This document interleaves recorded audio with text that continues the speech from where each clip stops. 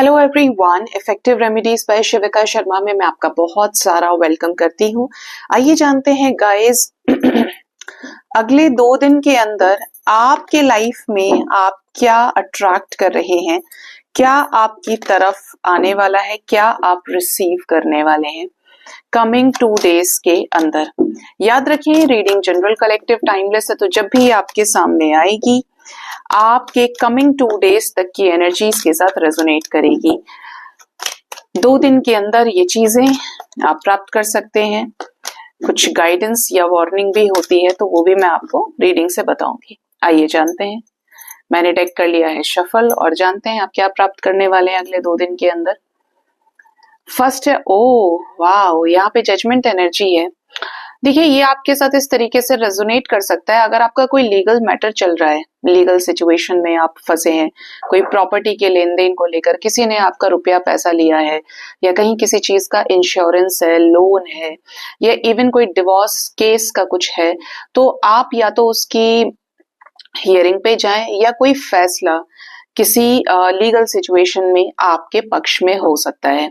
आपको कोर्ट से राहत मिल सकती है। ठीक है, आपकी तरफ, डिवाइन की तरफ से मुझे ऐसा कोई डिसीजन अनाउंसमेंट के रूप में कोई डिवाइन सपोर्ट आपकी तरफ मिलते हुए दिख रहा है, जो आपने बहुत पहले प्रेयर की हुई है जिसके लिए, या आपने यूनिवर्स के सामने उन चीजों को, उन हालातों को सरेंडर कर दिया है।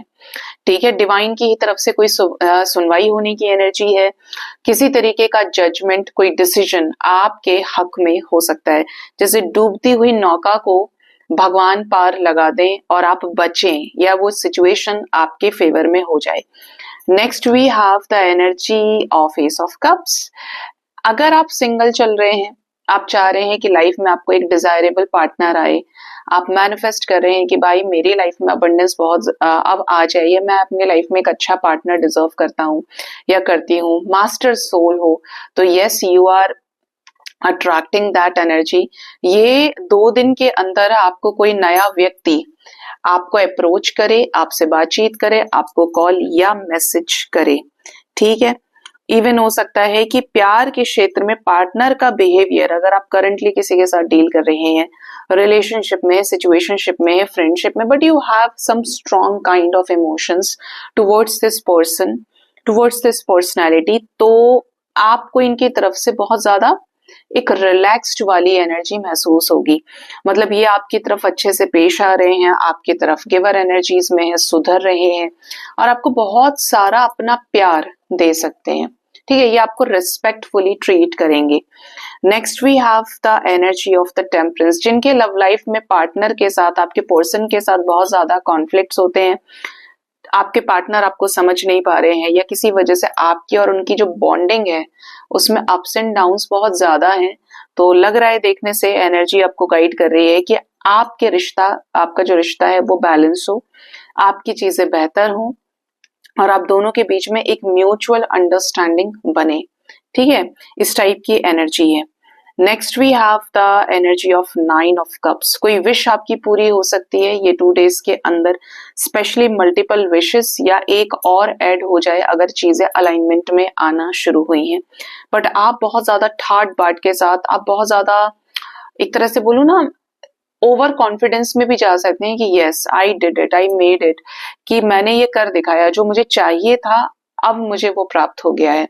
तो बहुत ज्यादा कॉन्फिडेंस रिच आप फील करेंगे अपने आप को, कि आपके अंदर you don't have lack of confidence problem, अब आपने वो प्राप्त कर लिया जो आपको चाहिए।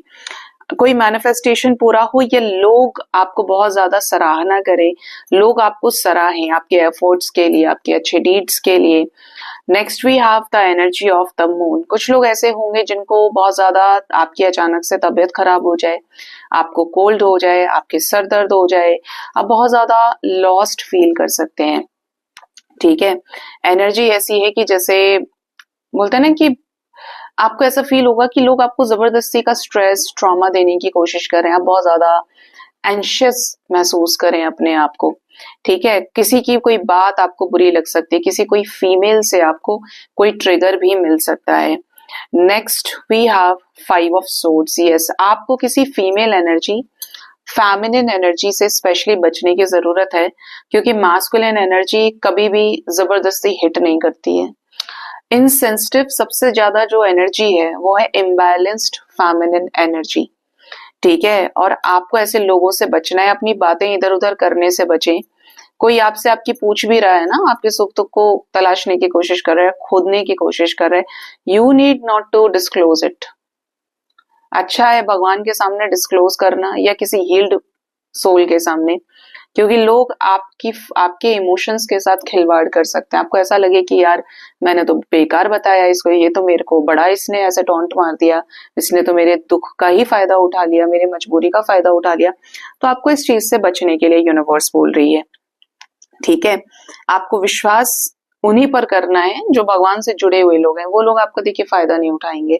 जो लोग प्रैक्टिकल या मटेरियलिस्टिक ज्यादा होंगे या फेमिनिन एनर्जी के हैं, तो वो अपने इमोशंस में अगर गड़बड़ देखेंगे तो सीधा आपके ऊपर छींटे आ सकते हैं उसके, तो थोड़ा बचना है। अपने आप को बैलेंस करके चलिए, दिक्कत क्या है। नेक्स्ट जो एनर्जी है वो है नंबर 9 ऑफ वॉन्ड्स की। इधर भी वी हैव 9 ऑफ कप्स, इधर भी हैव 9 ऑफ वॉन्ड्स एनर्जी। आप बहुत ज्यादा अनकॉन्शियस या सीक्रेटिव फील कर सकते हैं। सीक्रेटिव इन द सेंस यहाँ पे तो है कि आपको लोग डिच कर सकते हैं, विश्वासघात करें। और यहाँ पर एनर्जी है कि आप बैरियर्स के अंदर खुद को लेकर चलें, लोगों को बहुत ज्यादा नजर रखें। या कुछ लोगों को ऐसा फील हो सकता है कि नहीं यार मुझे अपनी बातें नहीं बतानी, या फिर मुझे इन लोगों से बच के रहना है।